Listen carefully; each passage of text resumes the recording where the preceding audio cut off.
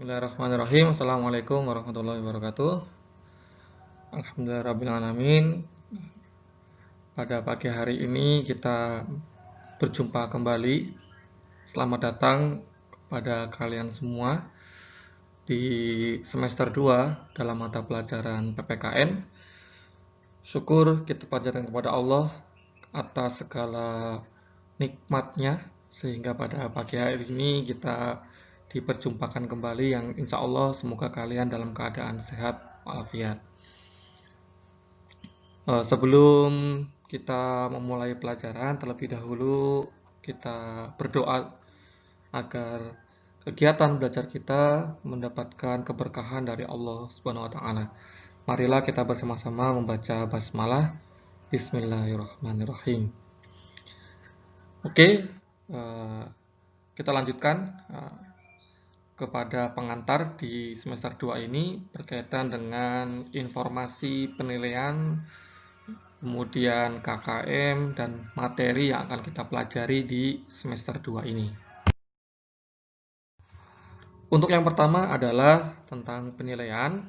Ya, ada 3 kategori penilaian, kurang lebih sama dengan yang kemarin di mata pelajaran IPS ya, yang sudah saya sampaikan. Yang pertama ada penilaian sikap, kedua pengetahuan, dan ketiga adalah keterampilan. Untuk penilaian sikap, tentu saja nanti salah satu yang paling utama Ustadz lihat adalah dari kehadiran kalian ya. Karena untuk saat ini yang paling bisa dicek ya adalah kehadiran kalian ya dalam kegiatan PDR di mata pelajaran PPKN. Nah, maka Ustadz mengharapkan kehadiran kalian itu bisa lebih maksimal. Andaikan ketika kalian ada kendala, ya kesulitan, misalkan teknis sinyal ya, atau kebetulan sedang sakit, silakan disampaikan WA Japri ya, di Japri ke Ustadz. Ustadz saya sakit, Ustadz saya ada kendala sinyal misalkan, atau paketan data habis dan seterusnya. Silakan disampaikan sehingga ada toleransi yang Ustadz akan berikan kepada kalian ya. Kalau nggak bilang kan Ustadz juga nggak tahu ya apa kendala kalian. Kemudian yang kedua adalah pengetahuan ya. Ada nanti tugas-tugas ya, ada postes, penilaian harian, penilaian tengah semester 2 dan penilaian akhir tahun. Termasuk juga nanti hasil dari pengayaan remedial dan perbaikan ya. Ketika kalian nanti misalkan ketika pasca ulangan harian atau penilaian tengah semester hasilnya kurang maksimal ya, atau belum memenuhi KKM, maka nanti akan ada remedial ya, atau juga nanti ada perbaikan ketika nilainya belum KKM di rapot. Dan nanti juga akan ada pengayaan bagi kalian yang nilainya sudah mencapai KKM ya. Berpengaruh nggak Tat? Oh, sangat berpengaruh ya, sangat berpengaruh ya, khususnya untuk pengayaan remedial dan perbaikan. Kalau kalian nggak ikut remedial, pengayaan dan perbaikan ya nanti di akhir akan Ustadz kasih peringatan ya bahwa nilai kalian belum sampai KKM dan silakan melakukan perbaikan. Kan eman-eman ya waktu kalian ya, harusnya sudah selesai, tidak perlu ada perbaikan tapi ada perbaikan.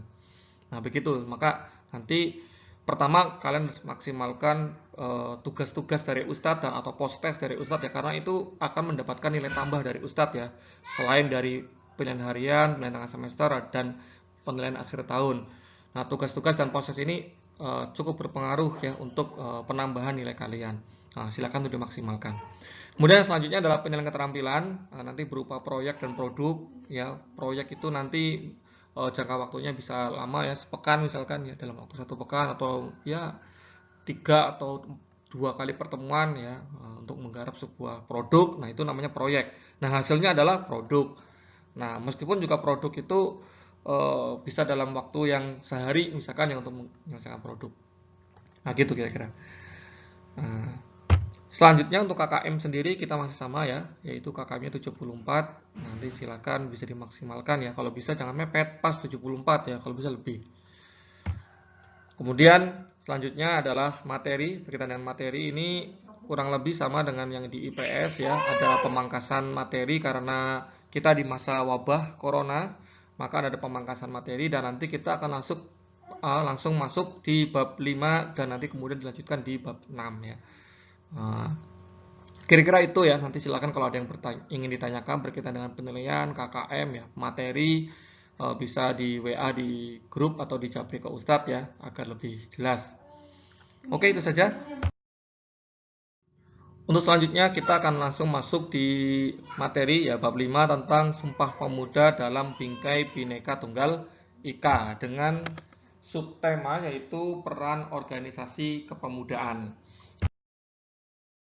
Namun sebelum itu Ustadz akan jelaskan terlebih dahulu ya berkaitan dengan tujuan pembelajaran kita hari ini, yaitu menganalisis peran pejuang pemuda dalam organisasi kepemudaan.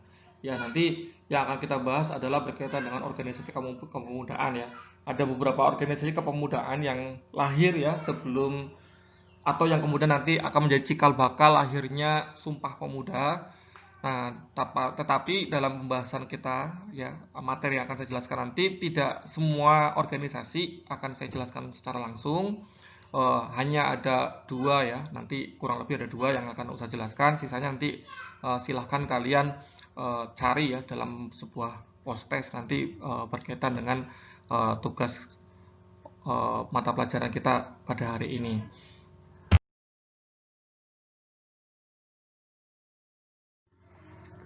Yang pertama adalah latar belakang ya.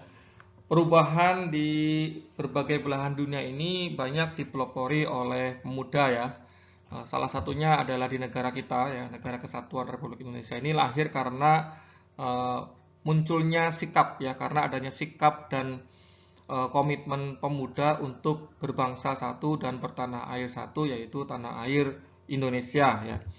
Yang kemudian komitmen ya, dan sikap tersebut ya diikrarkan ya dalam Sumpah Pemuda, yaitu pada tanggal 28 Oktober tahun 1928, di mana Sumpah Pemuda ini menjadi sangat penting dalam sejarah bangsa Indonesia karena telah menjadi penegas arah perjuangan bangsa Indonesia.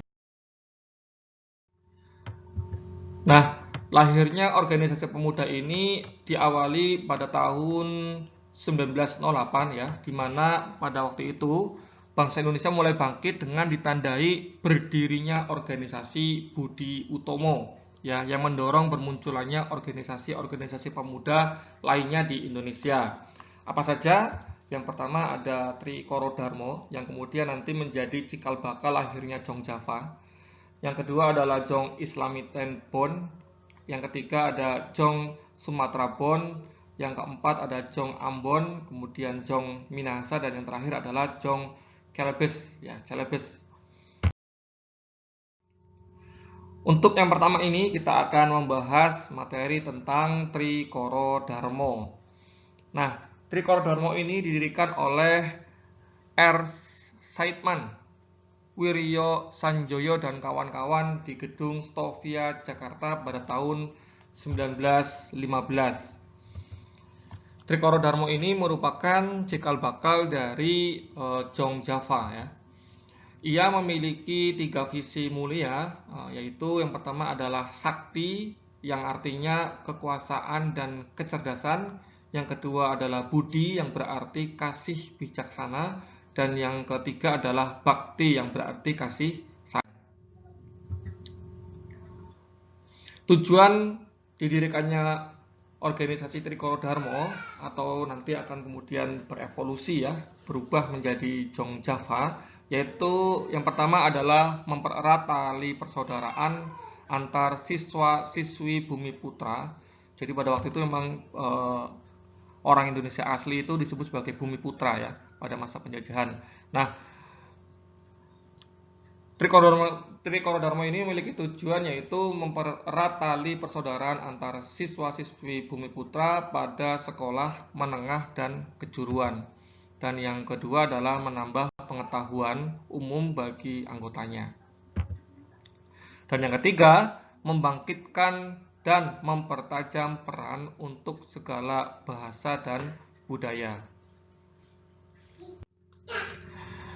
Dalam kongres pertamanya di Solo pada tanggal 12 Juni 1918, Trikoro Darmo mengubah namanya menjadi Jong Java. Ya, di mana kongres ini juga menetapkan perubahan haluan organisasi dari semula organisasi non-politik menjadi organisasi politik ya. Pada kongres selanjutnya, yaitu pada tahun 1928, Jong Java menyatakan dalam anggaran dasarnya hendak menghidupkan rasa persatuan seluruh anggota bangsa Indonesia serta kerjasama dengan semua organisasi pemuda dalam rangka membentuk keindonesiaan. Nah, dengan demikian, organisasi ini menghapus sifat Java sentris, ya, serta mulai terbuka bekerjasama dengan pemuda-pemuda yang bukan Java, ya, bukan Jawa, ya, meskipun namanya tadi ya Jong Java. Selanjutnya adalah Jong Islamic Bond atau sering disingkat JIB, ya. Diri Husni dalam tesisnya ya di Universitas McGill University yang berjudul Young Islamic Bond, A Study of a Muslim Youth Movement in Indonesia during the Dutch Colonial Era 1924 sampai 1942. Ya, tahapan kedua dari genesis gerakan pemuda terpelajar di tanah air awal abad ke-20 ditandai dengan terbentuknya Jong Islamic Bond atau JIB. Yang dimana Jong Islamic Bond ini berbeda dengan seluruh organisasi kepemudaan yang ada sebelumnya, seperti Jong Java misalkan. JIB ini tidak dikhususkan untuk identitas etnis tertentu ya. Nanti kalian bisa lihat ya, ada beberapa organisasi kepemudaan yang menggunakan nama daerahnya. Nah, sifatnya yang plural inilah kemudian karena menerima secara terbuka ya keanggotaan dari berbagai suku bangsa yang ada di Indonesia. Dari sanalah kemudian kesadaran nasionalisme kemudian tumbuh subur dan menguat di antara unsur pimpinan, ya, kemudian juga para anggota dan kader perhimpunan dari Jong Islamic Bond. Ya, Jong Islamic Bond ini didirikan pada tanggal 1 Januari tahun 1925 setelah ketua dari Jong Java yaitu Raden Samsurijal mengundurkan diri pada kongres ke-6 Jong Java setelah dua usulannya ditolak.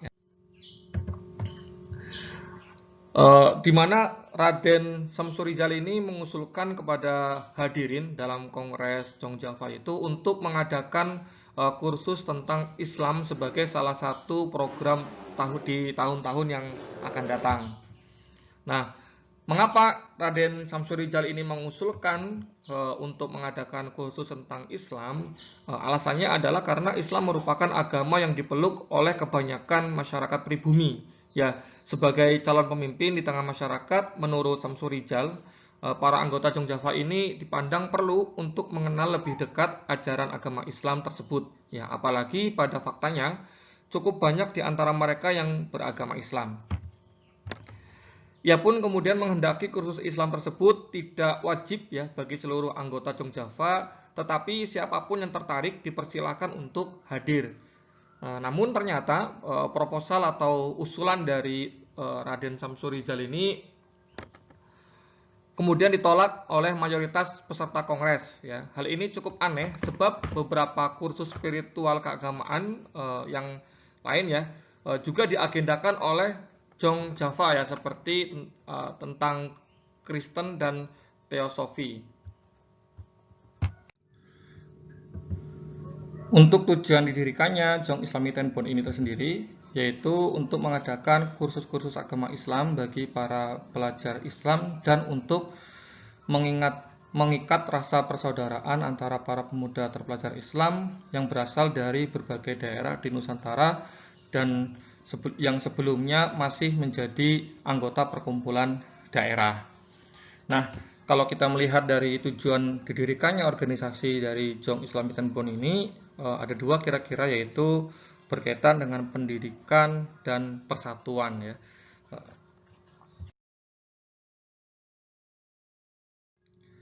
Oke, itu saja untuk materi kita pada hari ini. Untuk selanjutnya adalah kita akan ada tugas yaitu post test. Yang pertama, silahkan kalian mencari informasi tentang organisasi kepemudaan lainnya yang belum saya jelaskan di depan, yaitu yang pertama ada Jong Sumatera Bon, yang kedua Jong Ambon, yang ketiga Jong Minahasa, dan yang keempat Jong Kelebes. Nah, apa saja yang dicari dari organisasi itu? Informasi yang pertama meliputi tentang tokoh, baik itu tokoh pendiri maupun tokoh yang paling berpengaruh di dalam organisasi tersebut. Yang kedua adalah tahun dari didirikannya organisasi tersebut, dan yang ketiga tujuan didirikannya organisasi tersebut atau visi misinya misalkan, dan yang keempat adalah deskripsi singkat tentang organisasi tersebut. Lalu kemudian kalian tulis hasil pencarian informasi kalian itu di buku catatan kalian, dan kemudian difoto dan dikirimkan kepada Ustadz. Nah, informasi terkait organisasi tersebut dapat kalian cari di buku ataupun internet ya. Yang kemudian kalian kumpulkan hasil laporan kalian tersebut maksimal hari ini pukul 13.00 waktu Indonesia Barat ke WA Japri Ustadz. Oke, itu saja untuk hari ini materinya. Semoga kalian mendapatkan informasi, mendapatkan pencerahan. Mohon maaf apabila ada kekurangan kesalahan. Assalamualaikum warahmatullahi wabarakatuh.